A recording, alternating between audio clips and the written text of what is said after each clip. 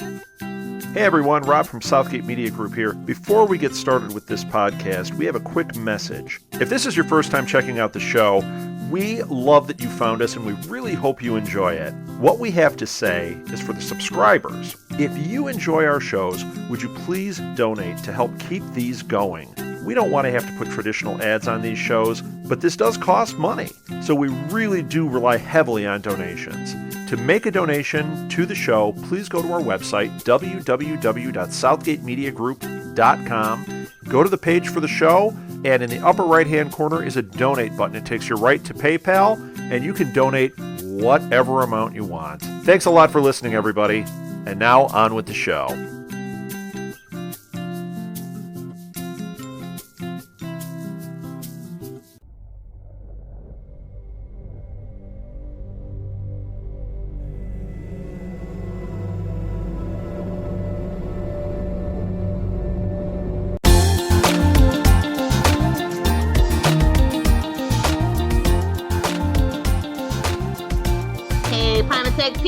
Welcome back to Primatech Files. I'm Lilith. And I'm Ricky. And today we're talking about episode 105, Heroes of Heroes. Heroes with an I. No E's. Exactly, yeah. I'll start off with a synopsis. At future heroes' urging, Peter and Isaac come together to begin to formulate a plan. Nathan escapes from Mr. Bennett, meets Hero, and realizes he's being blackmailed. When Claire recovers from her car accident unscathed as always... Oh, wait, no, I've read that wrong. Claire recovers from her car accident unscathed. Unfortunately, the same can't be said for Brody when her father becomes involved. As Nikki looks forward to becoming free of her debt from Mr. Lindemann, a new menace crops up. Her estranged ex-con husband, DL. Matt uses his powers to give his wife the perfect day, but is later overwhelmed by them. Hero and Ando realize that they need each other to complete their mission. The characters that we have this week are Claire, well, the focus is Claire, Matt, Hero and Nathan, Nikki, and then we go to Peter and Isaac. So who do you want to start with? We can start with... I just want to start from the beginning of the episode and just... the beginning of the episode is obviously a continuation from the last bit. Yeah. And like the least really important. Yeah, but for me, it's just so good because it's just the last one was all kind of from Peter's perspective, like the camera angles trained on him and his point of view, whereas this one kind of at the beginning, it's all from essentially Hero's point of view, and it's him coming to Peter, and it's done from his point of view, and kind of you're getting more reaction shots from Peter. I just thought it was a great start to it, and yeah, that's it really. We can start with Nathan. We'll start with Nathan and Hero's bit. That first bit where he flies, and it's for me that was a weird way of seeing someone fly because I haven't seen someone fly properly like that.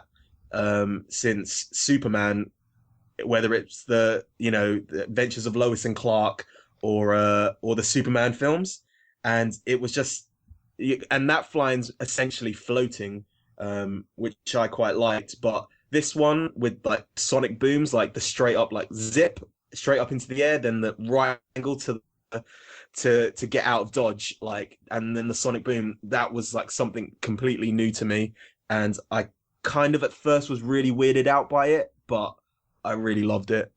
Yeah. That was the best. He just gets up, he's like, oh no, choom, choom, pew. The sonic boom thing I was not expecting at all. Totally loved it. And then where do we go next? Just on Nathan's journey in this episode, the next time we see him is him landing at the fly by night diner, which they just couldn't help was a nice. Yeah, exactly. And I just love his confidence coming in and just like, never seen a man in your pajamas. And then just like, okay, give me a shirt. Give me a pie. Give me some coffee and pie. Yeah, done. And then he makes the phone call to come get picked up and everything. And Hero sees him land. Yeah, of course. That was so perfect. And yeah. Hero tries to befriend him and he's like, I know. And he's like, I need to get to New York. And like he's explaining about his father, like Hiro is just so, I don't know, he's so straight laced and endearing. He's quite childish. Like a child will just tell everything to someone, like, and they won't have a filter, and he just goes on a constant stream of thought of what he's gonna do, and yeah, it's very endearing. That's what's so good about him in the first couple of seasons. Yeah. But like I said, I really actually did prefer Future Hero. I did. Like just BAMF totally. Hero. Like I just wanted that I wanted him to reach his potential that way so much. That was the perfect actual arc for that character. Do you know what I mean? Yeah, maybe we'll get it. Maybe Heroes Reborn. Maybe he'll come back. Who knows? Yeah, I do miss him.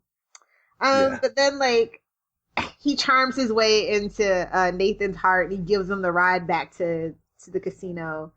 And that's kind of where they part their ways, where he goes to talk to Mr. Lindeman's number 2. Oh no, but there's that little bit where it's kind of like an homage to the graphic novel beforehand, where basically he saves someone, Nathan saves someone, or he's helping someone, but he can't resist just putting a little button on him saying vote Petrelli. Oh, it's genius! Yeah, love it. Oh God! And then he goes to Lindemann and meets up with Vicky on the way. Right? Yeah, he has that encounter, and she tells him, yo, they taped that. So then he the balls on this guy. He turns around and he goes, instead of $2 million, that's just for a contender. You want an actual congressman? You're gonna give me $4 million. He's so good. Sorry. Like at the time I was watching it and I was like, this guy's like a real bastard. But like rewatching it right now, I think he's the best character because he is.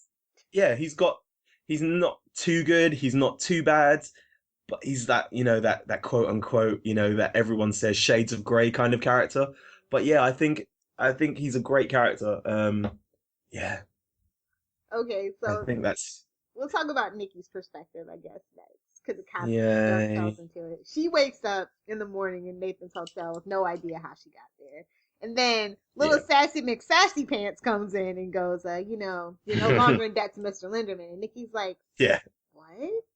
And then she sees the footage and she's like, yeah.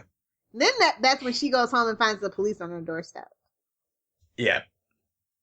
And DL apparently is around and trying to get in. So they're basically scouting her joint to try and capture him, which doesn't work because for some reason Ando is able to get into that house and they let him. Obviously everyone's in there, but still it's the weirdest thing. Ando turning up at the house. I don't know what he was expecting. She says as much. Yeah. And he doesn't even seem to know what he really wants. He just had nowhere else to go. Yeah. And so, yeah.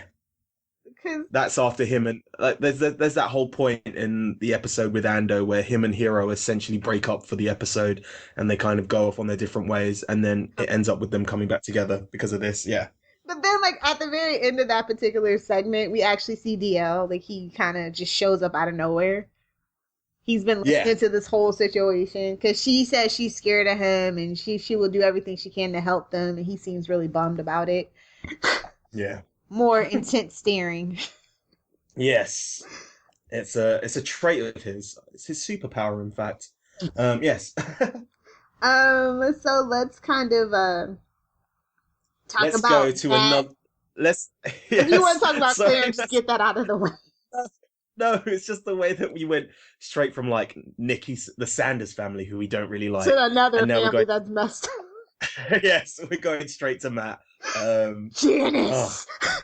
That's a Friends thing, though. Yeah. That's what it always makes me think of, that name.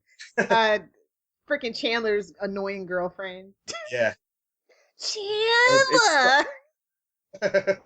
So anyway, Janice Parkman is worried about her missing husband. But then, when he wakes, she sees him on the couch. Yeah. Just throws the phone. She's just a walking contradiction. She's really worried, sees him. Fuck, I'm going to throw the phone at his head. Oh, man. she does so many things in this episode which kind of like infuriates me. And there's that. It's just the way she contradicts herself. Like during when they have her perfect date, because Parkman's being a skis and just reading her mind and just trying to give her the perfect day. I don't blame a man. Let me tell you, if you're a guy, you can read a woman's mind. Use that stuff to your advantage, brother. I don't even fault you because we're crazy. I admit it. Yeah, but like the previous episode where Ando is where Hiro's like swapping out cards. It was too much. Parkman just can't, like, he just makes it so obvious. Like, obviously she's not going to think, oh well, he's reading my mind, but there's parts of it where he's just like, oh, coffee ice cream, you want coffee ice cream, and she's like, oh well, how does he know? But there's that one bit where they're sitting down to have a meal, and she's like, oh, this, like, essentially she's going, this is nice, who you cheating me on with? Yeah, she's just like, she's and then the next minute she's jumping him. She's essentially on him. She's like, oh, well, he's not having an affair. Oh, I'm going to ride him now. It's just, she's so... No offense, Ricky, but I think that this was a overly testosterone-driven writer's room at that particular point. Fair enough. So that's what I'll chalk it up to. Somebody was having some marital issues, and Janice was an avatar. That's all I'm saying. Oh, man. Oh, but it was awful. This particular one was definitely awful. And Matt's like, I don't know what happened. I was working with the FBI, and then I lost a day. And I'm like, Okay. And then he ends up going to get the ice cream, and the powers are just over, like, they're just too much for him, and he passes out for some reason. I don't know why. I don't know why they're in, like, a small convenience shop, and he starts talking. He basically talks the guy down from committing the crime. Again, using far too much intimate knowledge. And, he's just like, Vincent gets out in 6 months. And then, like, obviously people are around, but do they not hear this conversation? Because they all start freaking out when he picks up the gun. So, yeah, that bit, it didn't confuse me, but to me... Because he did, like that, yeah, he's kind of a screw up, but every now and then he deserves to be a hero. You know what I mean? Like, they just never cut that character a break, ever. Yeah. Even in the future, he's a dick. Working for the wrong side, Just, poor Matt. Poor Greg. Yeah, so we can talk about Claire, finally. Yay. Wait, a little more enthusiasm, please, Ricky. I know, right? We're going from strength to strength on these. It was a rough episode, man. So Claire and Brody have survived the car crash, and we see them in the hospital. She finally tells, Mr. Bennett what happened, and she goes, "You can't tell anybody." And of course he doesn't, but he visits Brody with still the mysterious man at this point. Yeah, but he doesn't need to tell anybody. He's going to deal with the matter. And that's what happens. Dude, Brody threatens to sue them. Like, no, Brody, no. That's a bad idea. So he goes, I'm going to let you get your life straight. Now he's like, clean him out all the way. Wow. Hollow him out, I think it is. Hollow him out. Yeah. Oh, man. And then she goes to visit that is the end of Brody. But it wasn't, though, because remember in the next episode we see where one of the cheerleaders, that head cheerleader in charge, for a charming term I'm gonna use, her rival, she's pushing him, and you see the guys in the background pushing him in the wheelchair.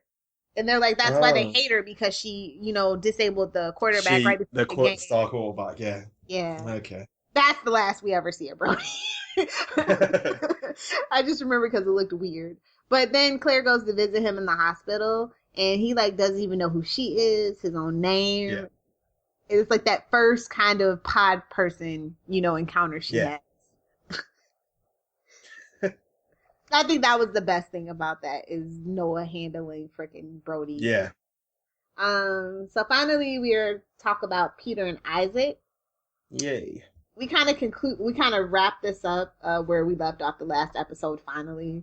Time has stopped, and he tells him the whole save the cheerleader, save the world, and disappears. Yeah. And then Peter tries to tell Mohinder, and he's just not having it. And it's just too much for Mohinder. And this is where him and Mohinder like just split ways. For a This while, is this is the breaking point for Mohinder and trying to find specials at this point, because Peter is coming across like a madman. And Isaac is a heroin addict. Like, Yeah, exactly. it would be too much for me too. Yeah. So then Peter arrives at Isaac's, and Isaac asks Peter what he wants now that he's got Simone, you know. Yeah, man. How must Isaac feel like this guy coming to his place? Essentially, he knows that this guy has taken his girlfriend. And that his girlfriend believes his crazy story but wouldn't believe his, you know? Yeah, and then just straight up steals his power and just uses it.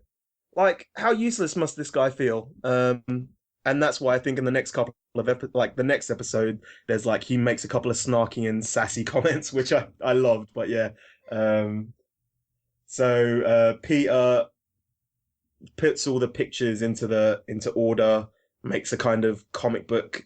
That's when they start talking about how all his paintings look like a comic book panel, and they've got the last bit, and Peter like Undertaker's up. And by that I mean rolls his eyes into the back of his head and starts painting, and yeah.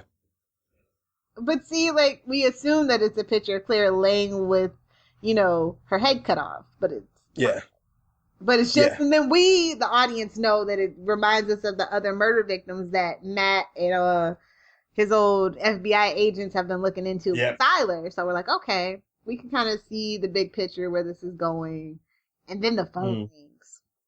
Yeah, I was just like, it's just some Japanese guy again. Yeah. You know, Peter realizes it's Hiro, and he's like, my name's Peter Petrelli, and I have a message for you. And that's where he kind of end the episode, right? Yeah. But I loved it because it's a full circle. Like, this episode, it starts off with future Hiro coming and giving the message to Peter, and it ends with Peter giving the message to Hiro. And if you think about it, like, the first two episodes kind of concern yourself with the first episodes 2 and 3 kind of concern themselves with the big picture of the show, which is the explosion happening. And then these two episodes are basically concerning yourself with the immediate threat, which is save the cheerleader, save the world. So in the first 5 episodes, you've got where you're going for like the whole season, whether or not because I don't know if it was picked up for a full season at this point. So at least you've got the last 2 episodes, which are bringing you where we're going to go to the end of the season / mid-season break. And that's save the cheerleader, save the world. And then you've got the rest, which is the explosion. I thought it was looking back at it now, the storytelling is great just from these first 5 episodes. What did you think? Oh yeah, definitely. Like I said, I really loved, like, because it goes back to kind of what Nathan had said, you know, you think all this is connected, the world doesn't work this way. And I think that's what made the show special, because the world usually doesn't work this way, but it's just something kind of endearing about watching heroes come together for a common cause. And we got a lot of backstory, but not like not too much exposition. Do you know what I mean? Just the right amount to keep you interested and invested. And in season 2, we actually get way too much exposition. So I like, in retrospect, I'm really thankful for how he did kind of plan out season 1. But I do think that 23 episodes was a bit much. Yeah. And it kind of shows later on. Yeah, definitely. But yeah, this episode is great. You know, even though like actually not a lot happened and it seems a little silly, but like I enjoy watching this episode. It has a high rewatchability rate. Yeah. Do you have a favorite scene? Oh, yeah, definitely. It's when, like I said, it's when Brody threatens to sue freaking the Bennett's. Mr. Bennett is not having none of that. I think like, no, I got something else in store for you. I'm bringing my man in, and he's gonna deal with the matter. But yeah, I think mine is just the sheer joy on Hiro's face when he sees Nathan Petrelli flying into town. And then just that whole scene afterwards with them two kind of chilling and getting to know each other. I thought it was great. And also obviously I like the tail, the beginning and the tail end, and how they go full circle in that one episode with the message being passed along from people to people. Yeah. Yeah. I thought that the narration was actually finally apropos for a change. Yeah. Because it talks about, how some species feel the urge to migrate, and they talk about that German word that means a pull of the soul to a far off place, and so Yeah. it's kind of like this is literally kind of what's happening. So sometimes it doesn't match up. This time it was a pretty good choice. Okay. Do you have any trivia? I have at the beginning of the episode, you can see Future Hero just standing there when Peter's looking, like when they're going through the slow motion. You can not the stop time, when Peter's going through stop time, you can see him in the carriage just standing next to a guy. Well, when I first, because I read the trivia and then I looked at it afterwards and I saw him, and he's standing next to the trivia says that he's standing next to a guy with a newspaper. But when I saw it, it looked like Future Hero was holding the newspaper, like he was trying to be inconspicuous, which waiting for the right made me time. chuckle. Yeah, it made me chuckle because, there's this badass guy and he's just like hiding behind a newspaper with you got the image of like two holes cut in it so that he can like peek through because he's spying on people. But no, it's the guy next to him. What else have I got? There's a couple of spin-offs from the graphic novels, which are like this episode is the aftermath, to Aftermath, which kind of, if you read the previous graphic novel, it kind of comes into this one. And the Snapshots, which is the graphic novel for this one, is a tie-in to this episode because it tells you DL's story and how he got taken away from prison. Yeah. Or how he escaped prison. Oh, yeah. Fun fact, I knew this, and I didn't want to bring it up in the first episode, but, they'd been waiting for the episode to bring him in ever since they cut out the episode for where Micah ends up at the prison. Well, they filmed some scenes of him actually breaking out, and they said, well, it's already too long, and, we've changed the pilot, we don't need him. Yeah. It was really funny. Hope he got paid.